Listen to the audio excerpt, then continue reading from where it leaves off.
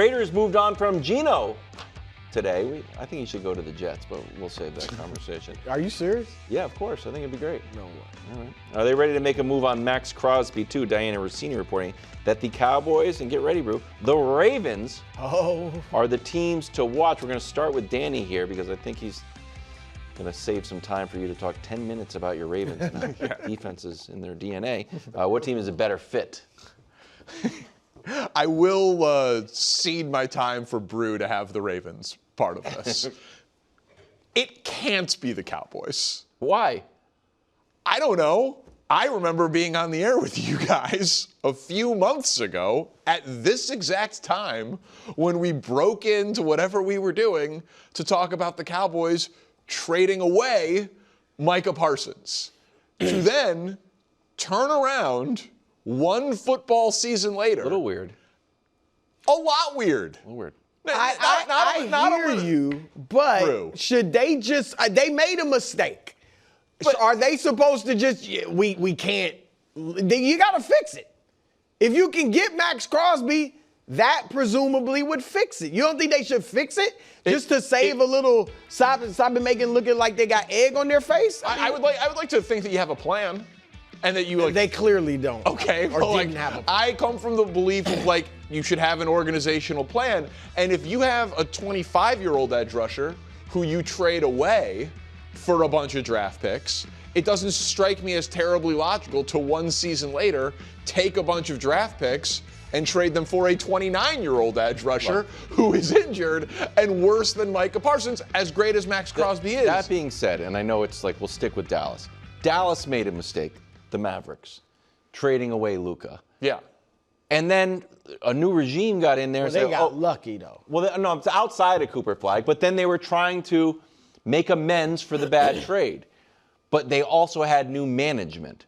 So what's the? I mean, Dallas Brian got new Schottenheimer? management. No, I'm saying if Dallas had new management and you eliminate the egg on your face component to it, do you think this is the right move for Dallas? Listen, Maxx Crosby makes every team in the NFL better. And if the acquisition cost for him is reasonable, literally every team in the NFL should consider it. He's a top 10 edge rusher at 29 who is a great character guy who gives perfect effort on every play.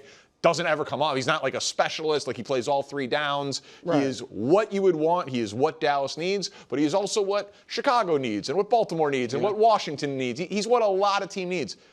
Dallas has the 12th and 20th pick in the draft and then a lot of cap space.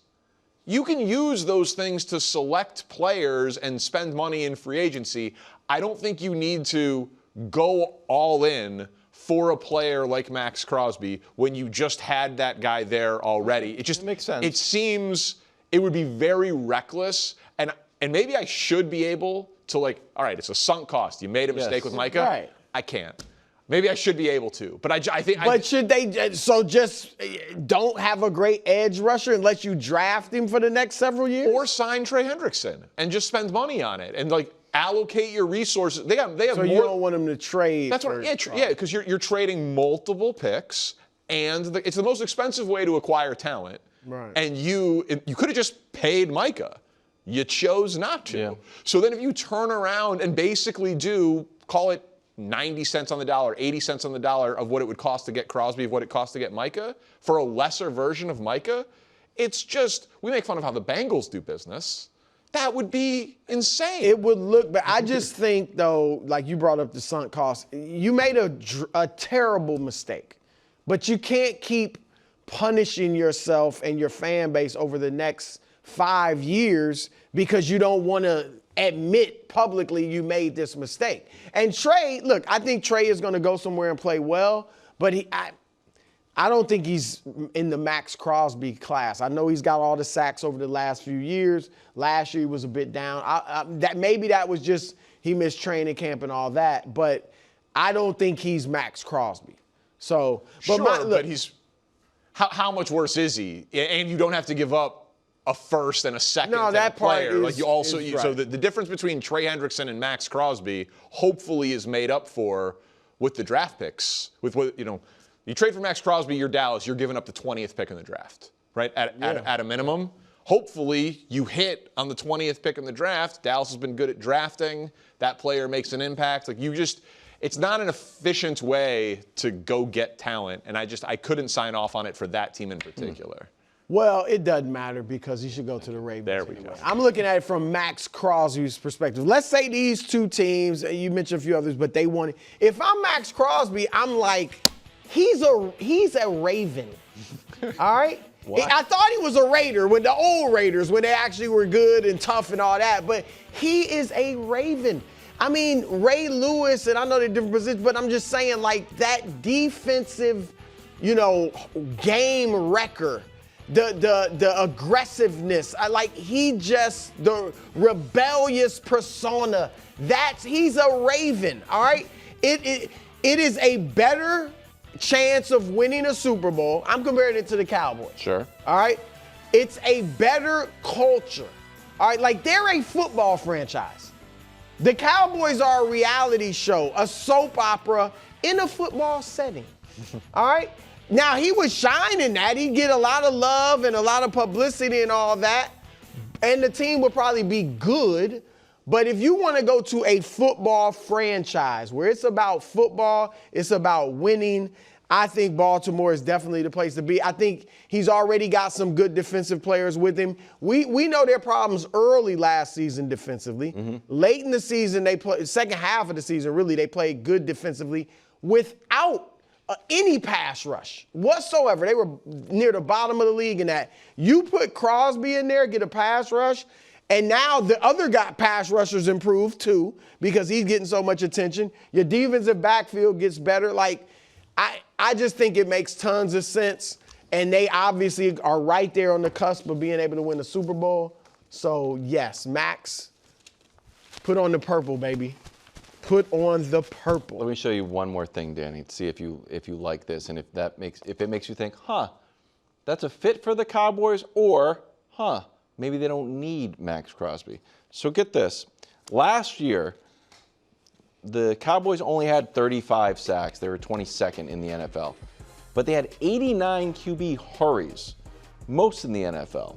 They had pressure rate was high too. Yeah. So they actually don't tackle the quarterback. Tackles for loss, but there is an amount of. They disrupt the quarterback. They disrupt the quarterback. You could see it in the way their defense played. That the quarterbacks were really frazzled when they played the Cowboys. That's the weird part. Maybe he needs a good sack. I think personality-wise, I love him in Dallas. If Jerry says he's going to break the bank and do something drastic, so you like him in Dallas better than Baltimore? Well, you know what? I just want Dallas to be. You guys. It'd be a fun story. It'd be fun. You're like you know what it is, like the opposite. How you said, like, as long as you have Dak Prescott, you will have a good offense. No, I agree with that. The purple and black will have a good defense. Jesse Mitchell will have a good defense with or without Maxx Crosby.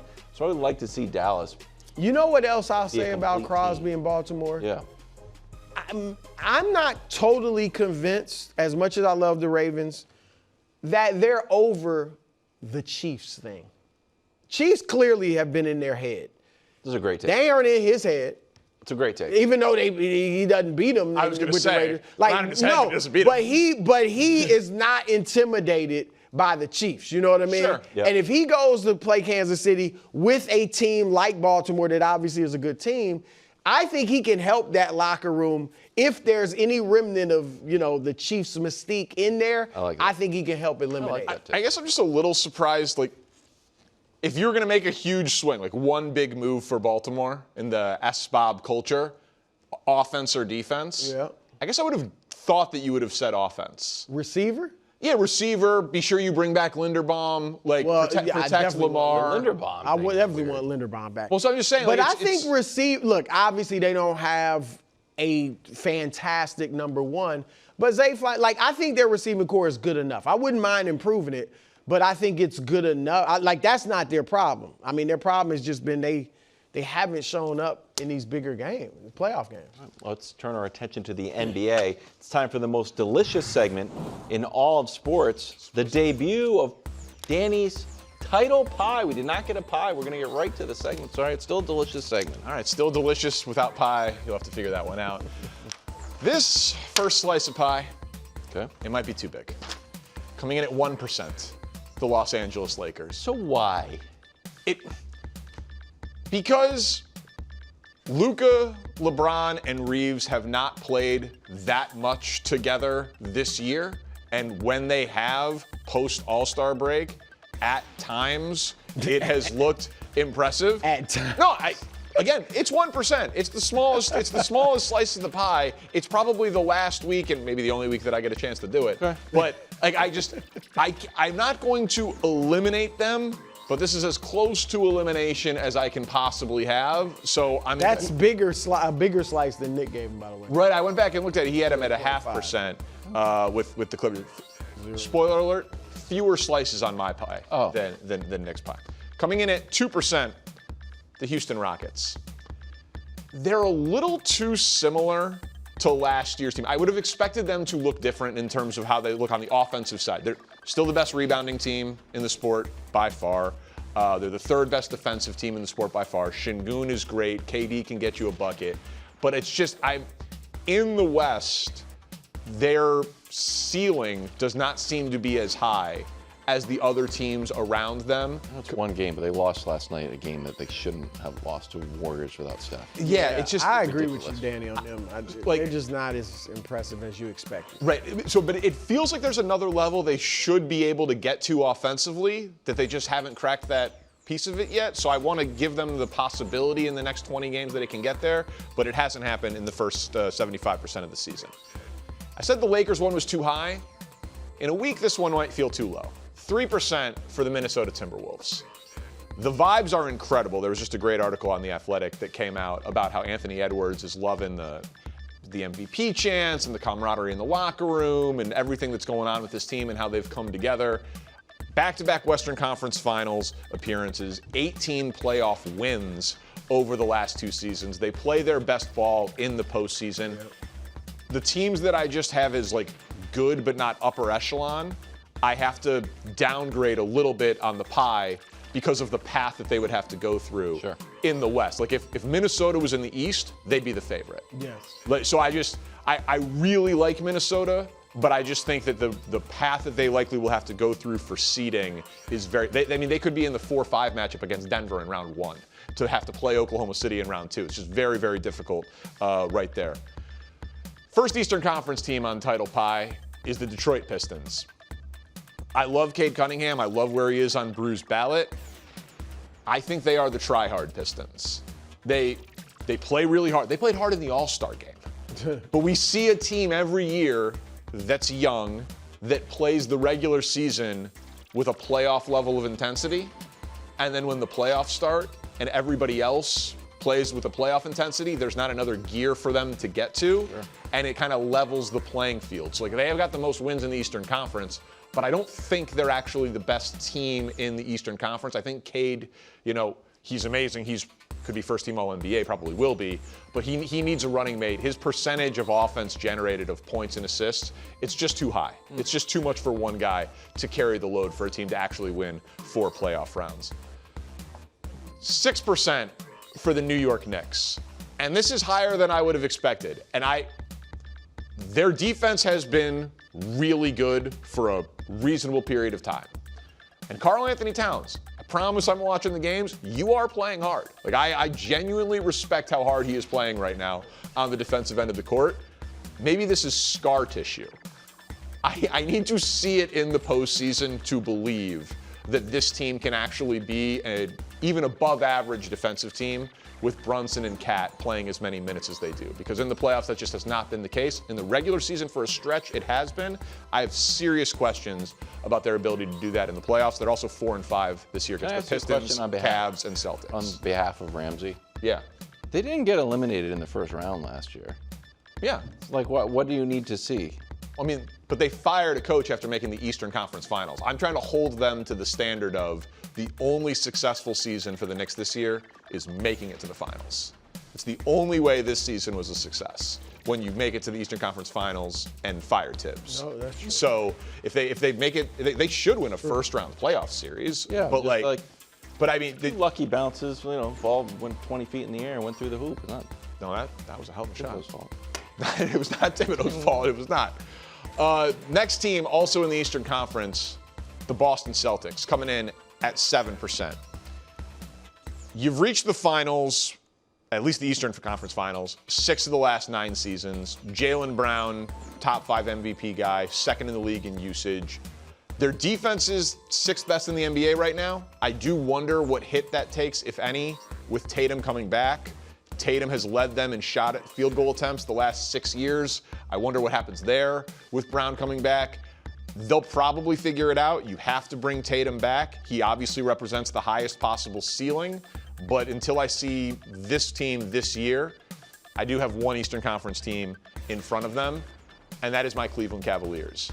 And they're all really bunched up. Detroit, the Knicks, Boston, and Cleveland, they all have flaws. James Harden and Donovan Mitchell have only played 127 minutes on the court together in the 12 games since the trade. It's because there's the hamstring for Donovan, there was the thumb for Harden, but they were the best offensive team in the East before they got Harden. Now you add that in. I think Jared Allen and Harden have looked really good together, the number of double-doubles he's had since Harden's been there. Mobley and Harden give them the interior defensively. I love the Keon Ellis addition for them. I do think we are going to see a very high ceiling from them when they get healthy, which they should be come playoff time. Coming in number 9, or not number 9, that's not how this works, we're not ranking things, but at 9%, the San Antonio Spurs. They beat the great teams, and they have an alien for a best player. So, I know Nick likes to reference Bill Walton. We have to go that far back for a team for their first playoff appearance in order to go, it's a good historical comp because Jordan had to crawl, walk, run. LeBron had to crawl, walk, run. But maybe the rules don't apply to a team when you're 7'6" and you shoot threes and you're the best defensive player in the sport by far. But if that is the case, the league should be terrified because Dylan Harper is only going to get better. Wembanyama is only going to get better. The pieces in San Antonio are great. To me, this is a how good can they be so soon? But they got a legit shot because of how well they play against the best teams. I know the record is not as impressive recently, but at 10%, the Denver Nuggets. If you're the best offensive team in the sport, offensive efficiency, three-point percentage, points per game, and you have the best player in the sport, and you took the champs to a 7-game series last year, I'm willing to forgive a lot in the regular season. Because they've got the heart of a champion. Jamal Murray's playing the best ball of his career. Their offense is incredible, and I know they think that they can beat the Thunder because they've beaten the Thunder. So, to me, they're the next team that needs to be reckoned with, even if their record recently doesn't suggest it. And if you add all that up, it goes to 50%, which means the Oklahoma City Thunder it's a good slice. Take the other slice of the pie. And I think somehow the champs are being underrated. Yeah. Because not only do they have the best record in the West, it is the best record in the league, but if we just do the comparison, this year to last year, record, point differential, defense, and turnovers, they're first across the board. It is this exact same, but as Brou alluded to earlier in the conversation about SGA on his ballot, what's the big difference this year? They are doing it largely without their second best player. You throw the amount of games that Chet, who's been great, Chet, SGA, and Jaylen have played together, only 21 of 64. So for them to be the best team in the league with a lot of the peripheral numbers being basically identical to the team that won the title, without a top 15 player in the sport playing 70% of the games, I just think they're very clearly the best team in the NBA yet again. Time for some bonus takes. Not bad. It's a perfect pie. Look, they may be being underrated.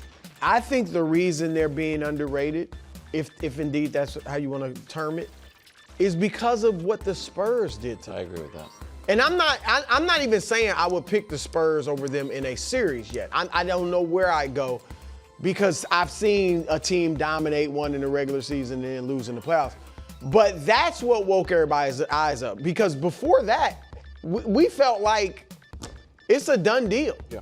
We know 73 OKC, wins. right? Yep. Right.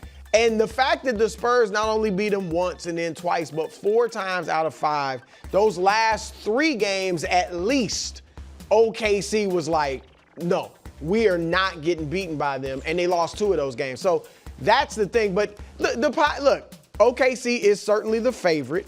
I would move, and you're right about the youth, but I would move the Spurs to second. And just slightly ahead of Denver. But I moved the Spurs to second. I get the youth and experience, and that was my knock against the Thunder last year. But I think they obviously overcame it. I think the Spurs can overcome that. I would put Denver and Minnesota, Danny, third, kind of the same amount of pie. I think those are the 4 teams in the West that could win it.